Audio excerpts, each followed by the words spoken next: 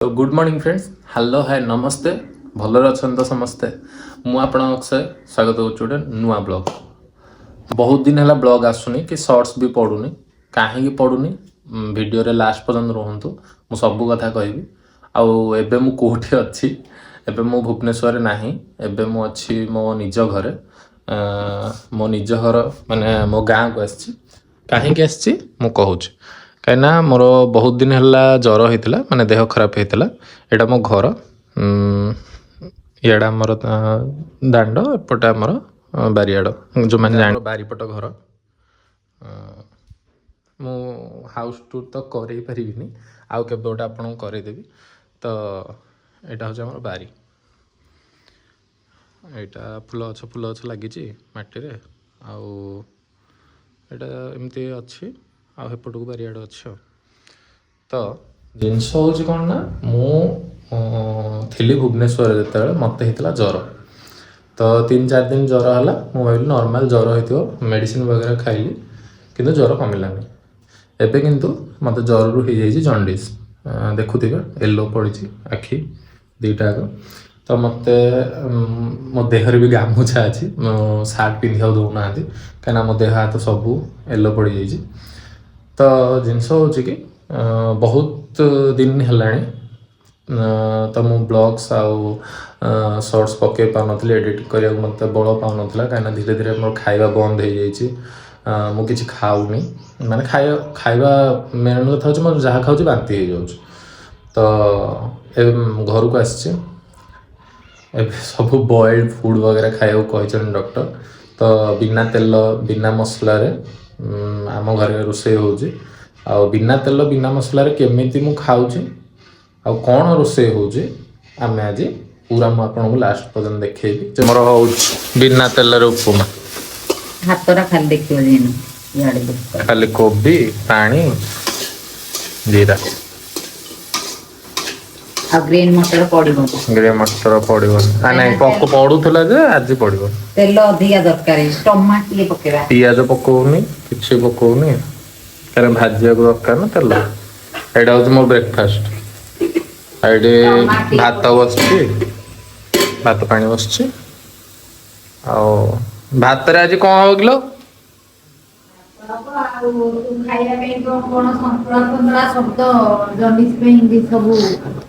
संतोला ना ना संतोला आज करना। आज आउ कोन कोन संतोला संतोला सिझेइले तो खाइबू, जेते हेले तो गोटे पेटू दिबो ना। अमृतभंडा सिझा, अमृतभंडा सिझा भात डाली डाली हाँ डाली आलू सिझा ना डाली जे डालीटा बघरा हबने। आलू सिझा आलू सिझा माने एमिति खाद्य खाइके आमे एबे बंचा जीवन यापन करू। आखु रस सकाळु पीचु पड़ पीचु।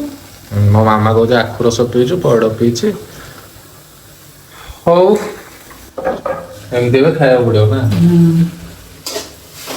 खाया पड़ो एक्चुअली जो मान जॉन्डिस तमें सब जानी आप कौन कौन खाया पड़े बिना तेल। गोटे मनीष बिना तेल बिना कौन कौन मन कर बिना तेल बिना मैदा माने मैदा जिनस जातीय किछि खाइ परियो पार्टीटा टिके लोडुची बोली स्वाद ना किछि नले सुजी भी खाइबो चूड़ा दही खाया कथा। चूड़ा दही खाया कथा एक्चुअली मु चूड़ा दही खाएनी एइतबे मामा बने दउछि सुजी कहना एबे 4 दिन हेलानी। 4 दिन एक्चुअली मामा 4 दिन हेजो ना मासियार 4 दिन हेलानी ए ही चलछि सब माने सुजी भी खाउ नथिले मु एबे 2 दिन हेला ना 3 दिन हेला खाउ न कहना जा खाउ तो बांती जातलो सुजी भी खाउ न। गोटे पट रुटी आ भात पूरा माने मामा पूरा चकटी की दउछ गोटे 2 चमच आ दही दही दहीटा मेन। मांडिया खाउतले जे खाइनी आज। हां मांडियाटा पानी करी मांडियाटा खाउथली मांडियाटा खाइनी आज। मांडियाटा भी भल मांडिया खाउतला आज खाइ काली करी रखिनी रात्रि रे बोली आज खाइ। हौ उपमा हे जाओ खाया कौन कते रात्रि पाइले देवी खाया मते सेटा चिंता करे पड़ मटकाय लागु। एबे जिम फूड चल हमर डाइट जिम तो कोन आ तो ग्रीन मटर मन्ना कलु सब मन्ना करू परिया ଗ୍ରୀନ ମଟର ଖାଇଲେ ତତେ ଭଲ ଲାଗୁନି ସେଟା କଞ୍ଚା କଞ୍ଚା ଲାଗୁଛି ବୋଲି କହୁଛୁ ଯେହେତୁ ତେଲରେ ଭାଜି ହଉନି। ତେଲରେ ଭାଜି ହଉନ ସେ ସିଝେଇକି ତୁ ଦେଇ ଦଉଛୁ ମେନ୍ କଥା। ଆଉ ସିଝେଇକି ହିଁ ଦେବି ନା ବଏଲ କରିକି ହିଁ ତ ଦେବି ନା। ବଏଲ ଟା ତ ଦେଲେ ଖାଉନୁ ସେଟା ପେଟକୁ ଗଲେ ଅବଶ୍ୟ ଭଲ ତୁ ତ ଖାଉନୁ ଆଉ କଣ କରିବି।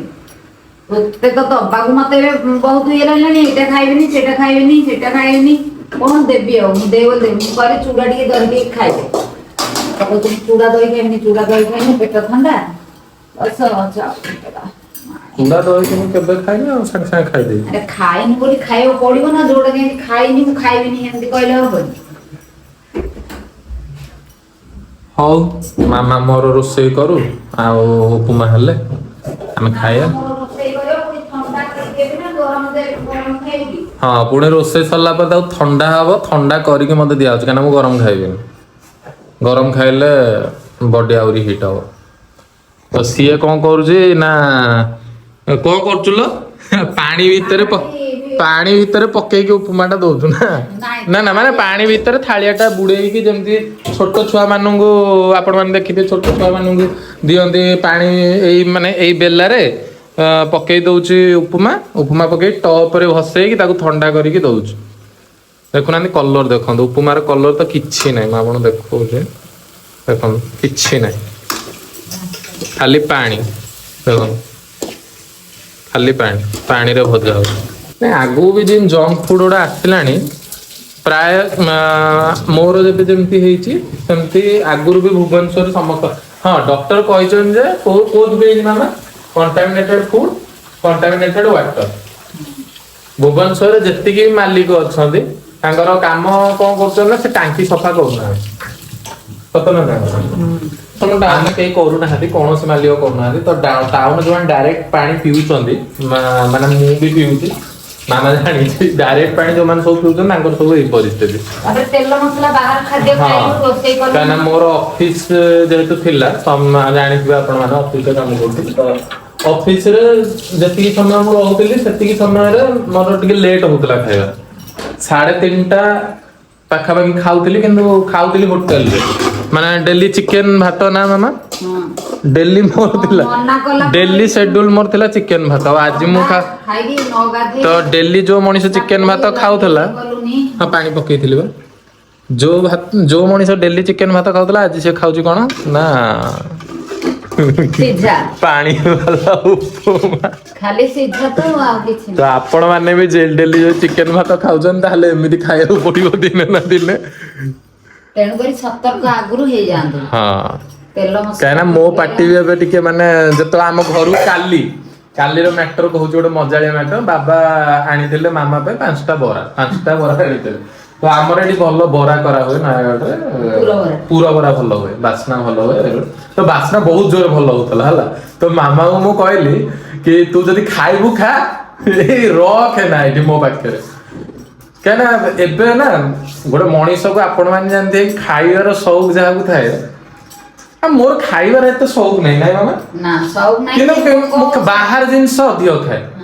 ବାହାର ଜିନିଷର ସଉକ ଅଧିକ ନା ଭାତ ମୋ ମାମାକୁ ପଚାରନ୍ତୁ ମୋ ସାଙ୍ଗସାଥି ବି ଜାଣିଛନ୍ତି ଭାତ ଯଦି ମତେ ଆପଣଙ୍କ ଘରେ 2 ଜଣ ପାଇଁ ରାନ୍ଧିଦିଅ ମତେ ଏତିକି ଟିକେ ଦେଲେ ବି ଭାତ ମୁଁ ଚଳିଯିବ ନା କିନ୍ତୁ ଯଦି ବାହାର ଜିନିଷ ମତେ ଯୋଗେଇ ପାରିବେନି। କାଲି ମୁଁ ମୋ ମାମାକୁ କହୁଥିଲି କି ମୋ ପାଇଁ କୁରକୁରି ଲେଜ୍ ଆଣିଦେ ଯେମିତି ହେଲେ ବି ଗୋଟେ ଇଚ୍ଛା ମାନେ ପଳଉଛି କିନ୍ତୁ କରିହବ କଣ ନା ତୁ କୁନି ପିଲା ହେଇଛୁ ତ ଲେଜ ଖାଇବୁ ଆଉ 15 ଦିନ ନା ମାସେ ଏବେ ଏମିତି ହିଁ କରିବାକୁ ପଡିବ ମାସେ ନୁହଁ ଆକ୍ଚୁଆଲି 3 ମନ୍ଥ କହିବାକୁ ଗଲେ ନାଇଁ ମାମା 3 ମନ୍ଥ ପାଇଁ ମାନେ ସରିଲା ପରେ ବି ମାସରେ ଭଲ ହେଇଯିବ କିନ୍ତୁ ଭଲ ହେଲା ପରେ ବି ଡକ୍ଟର ବି କହିଛନ୍ତି ସମସ୍ତେ ବି କହିଛନ୍ତି ଏଇ ଜିନିଷ ଚାଲୁ ରହିବ କାହିଁକିନା ଯଦି ଡିସକଣ୍ଟିନ୍ୟୁ ହେଇଗଲା ତାହେଲେ ଆଉଥରେ ହବ। ଆଉଥରେ ହବନି ବହୁତ ଅନ୍ୟ ଆଡୁ ବି ଇଏ କରିବ। ତ ଜିନିଷ ହଉଛି ମୋର ଖାଲି ଜଣ୍ଡିସ ହେଇନି ମୋର ଆହୁରି ବି ବହୁତ ସାରା ପ୍ରୋବ୍ଲେମ ହେଇଛି।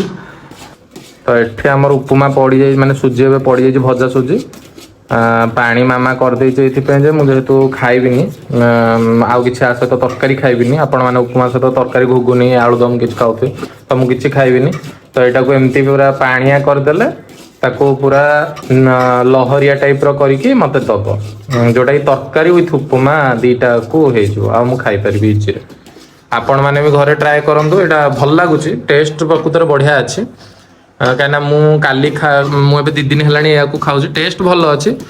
ଖାଲି ଯେହେତୁ ହଳଦୀ ନାହିଁ, କଲର୍ ନାହିଁ, ସେଇଥିପାଇଁ ଧଳା ଦେଖାଯିବ। ଆଉ ମସଲା ମସଲି ତ ନାହିଁ ଆଉ, ନା ମାମା?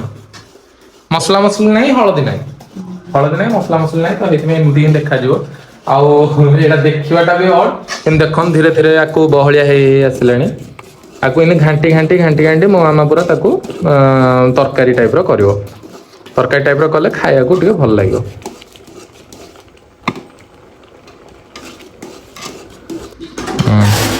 ତାକୁ ଏନେ ପ୍ଲେଟ୍କୁ ବାହାର କରିବ, ଏଇଠି ଥଣ୍ଡା ହେବ। ଓଫ୍, ରେଡ଼ି, ଦେଖନ୍ତୁ ରେଡ଼ି। ଚलो ଏବେ କମ୍ପ୍ଲିଟ୍ ହେଇଯାଇଛି ଖାଇବା ପିଇବା ବନେଇବା। ଏଇଟା ମୋର ଥଣ୍ଡା ହେଉଛି, ଏଇଠି ଭାତ ଅଛି, ଏଇଟାକୁ ଚକଟା ହେବ, ମାମା ଚକଟିବ। ଆଉ ଭାତ ସାଙ୍ଗରେ କ'ଣ ଅଛି, ଏ ମୋର ସନ୍ତୁଳା। ଦେଖନ୍ତୁ ବିନା ହଳଦୀ ବିନା ମସଲାରେ ସନ୍ତୁଳା ମୋର, ଏଇଟା ମୋର। ଆଉ ଏଇଥିରେ ଅଛି ଶାଗ ବି ଖାଇପାରିବି। ଆଉ ଏଇଟା ତାଙ୍କର, ଯେଉଁଟାକି ହଳଦୀ ପଡ଼ିକି ହେଇଛି ସନ୍ତୁଳା ତାଙ୍କର। ତ ସେମାନେ ଅଲଗା ଖାଉଛନ୍ତି, ମୋ ପାଇଁ ଅଲଗା ଅଛି।